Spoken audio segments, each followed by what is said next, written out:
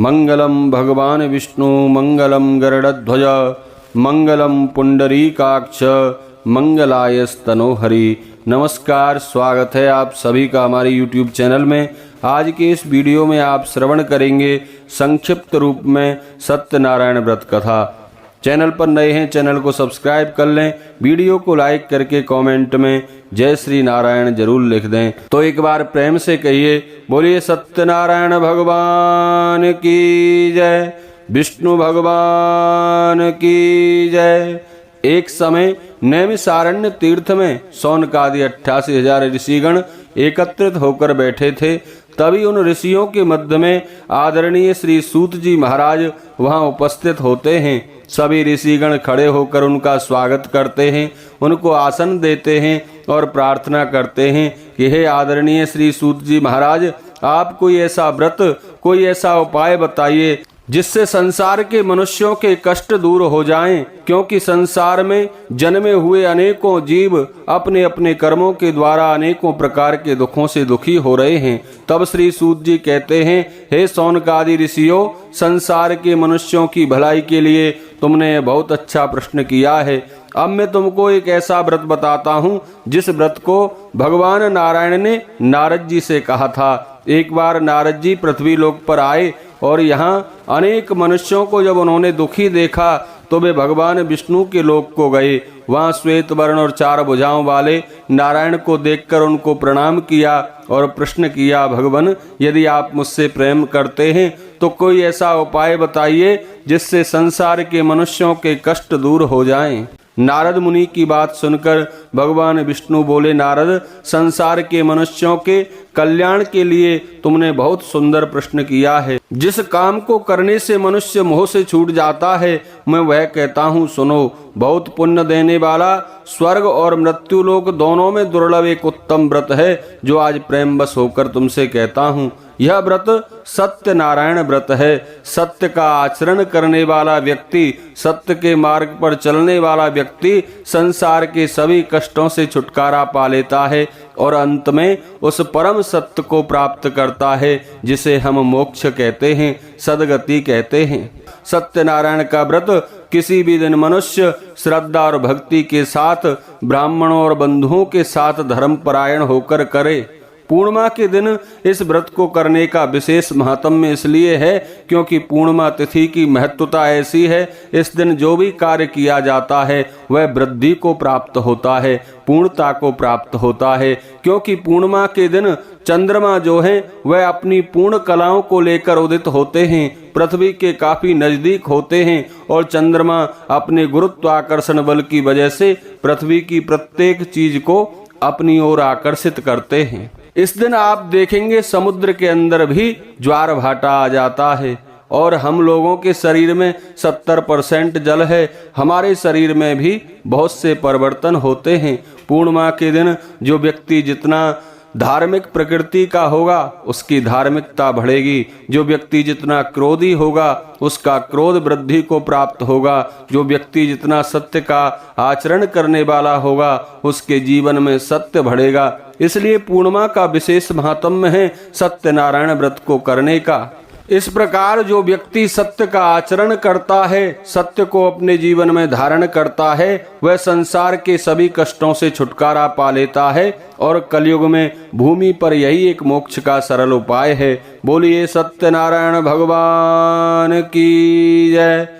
सूत जी बोले, ऋषियों, जिसने पहले समय में इस व्रत को किया है अब उनकी कथा सुनो। एक समय एक निर्धन ब्राह्मण भूख प्यास से बेचैन हुआ पृथ्वी पर भिक्षा के लिए फिर रहा था। तभी भगवान सत्यनारायण वृद्ध ब्राह्मण का रूप धर के उसके पास आकर बोले, ब्राह्मण, तू इस प्रकार क्यों भटक रहा है? ब्राह्मण ने कहा, मैं निर्धन ब्राह्मण हूँ, भिक्षा के लिए फिरता हूँ। क्या आप इससे छुटकारा पाने का कोई उपाय जानते हैं? और अगर जानते हैं तो कृपा करके कहें। बूढ़े ब्राह्मण का रूप धारण करने वाले सत्यनारायण भगवान ने उस निर्धन ब्राह्मण से कहा, हे ब्राह्मण, तू सत्य का आचरण कर, सत्य को अपने जीवन में धारण कर, जिसके करने से मनुष्य सब दुखों से मुक्त होता है। सारी विधि बतलाई किस प्रकार अपने जीवन को सत्य के मार्ग पर लगाना है और बूढ़े ब्राह्मण का रूप धारण करने वाले भगवान अंतर ध्यान हो गए। वृद्ध ब्राह्मण ने जिस व्रत को बतलाया है मैं उसको करूंगा, इस प्रकार निश्चय करने पर उसे रात में नींद नहीं आई। वह बेहद जीवन में अपने उत्साह से भर गया, सत्य का आचरण करने लगा और सभी कष्टों से मुक्त होकर अंत में स्वर्ग को प्राप्त हुआ। शौनक आदि ऋषि बोले, हे सूत जी, उस ब्राह्मण से सुनकर किस किसने इस व्रत को किया, हम वह सब कथा भी सुनना चाहते हैं। सूत जी बोले, ऋषियों, एक समय एक ब्राह्मण धन और ऐश्वर्य के अनुसार अपने बंधु बांधवों के साथ सत्यनारायण व्रत कर रहा था। उसी समय वहां एक लकड़ी बेचने वाला बूढ़ा आदमी आया। उसने बाहर लकड़ियों को रखकर ब्राह्मण के मकान में गया, महाप्रसाद ग्रहण किया, सत्यनारायण भगवान की कथा श्रवण की और उनसे पूछा कि इस व्रत को करने से क्या मिलता है। तब ब्राह्मण ने सत्यनारायण व्रत का सारा विधान बतलाया। इस प्रकार ब्राह्मण से जानकर उस बूढ़े लकड़हारे ने सत्यनारायण व्रत का आचरण किया। वह भी अपने जीवन के सभी कष्टों से मुक्त होकर अंत में मोक्ष को प्राप्त हुआ। तीसरा अध्याय। श्री सूत जी बोले, श्रेष्ठ मुनियों, अब आगे की कथा कहता हूँ, सुनो। पहले समय में उल्कामुख नाम का एक बुद्धिमान राजा था। वह राजा सत्यवक्ता, जितेंद्रिय, प्रतिदिन देव स्थानों पर जाता, दान पुण्य करता, गरीबों को धन देकर उनके कष्ट दूर करता था। एक बार राजा और रानी ने भद्रशिला नदी के तट पर सत्यनारायण व्रत किया। वहां एक साधु नामक वैश्य अपनी नाव को किनारे पर ठहराकर राजा के पास आ गया और राजा को व्रत करते हुए देखकर हाथ जोड़कर पूछने लगा, महाराज, आप यह क्या कर रहे हैं? राजा ने बताया, यह सत्यनारायण व्रत है। इस व्रत को करने से संसार के सभी सुख प्राप्त होते हैं, अंत में मोक्ष की प्राप्ति होती है, संतानहीनों को संतान की प्राप्ति होती है, निर्धनों को धन की प्राप्ति होती है। साधु वैश्य को लगा कि मेरे भी कोई संतान नहीं है, मैं भी क्यों ना इस व्रत को करूं, मुझे भी संतान की प्राप्ति हो जाएगी। साधु ने राजा से व्रत का सारा विधान जाना और जाकर अपनी पत्नी को बताया, देवी, जब हमारे संतान होगी तब हम भगवान सत्यनारायण का व्रत अवश्य ही करेंगे, ऐसा हम संकल्प लेते हैं। बंधुओं, भगवान सत्यनारायण की कृपा से उनके यहाँ कुछ समय पश्चात एक सुंदर कन्या का जन्म हुआ। कन्या का नाम कलावती रखा गया। तब लीलावती ने अपने पति को याद कराया। बोली, आपको याद है, आपने संकल्प किया था कि संतान होने पर हम व्रत करेंगे, अब आप अपना संकल्प पूरा कीजिए। साधु बोला, जब हम अपनी बेटी का विवाह करेंगे तब हम सत्यनारायण व्रत को अवश्य करेंगे।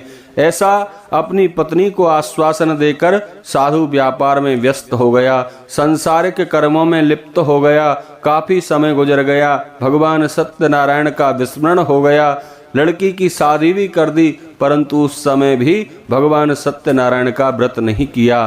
तब भगवान सत्यनारायण क्रोधित हो गए। एक बार साधु अपने जमाई के साथ समुद्र के समीप स्थित रतनपुर नगर में व्यापार करने के लिए चला गया। एक बार साधु अपने जमाई के साथ समुद्र के समीप स्थित रतनपुर नगर में व्यापार करने के लिए चला गया। चंद्रकेतु राजा का उस नगर में राज्य था।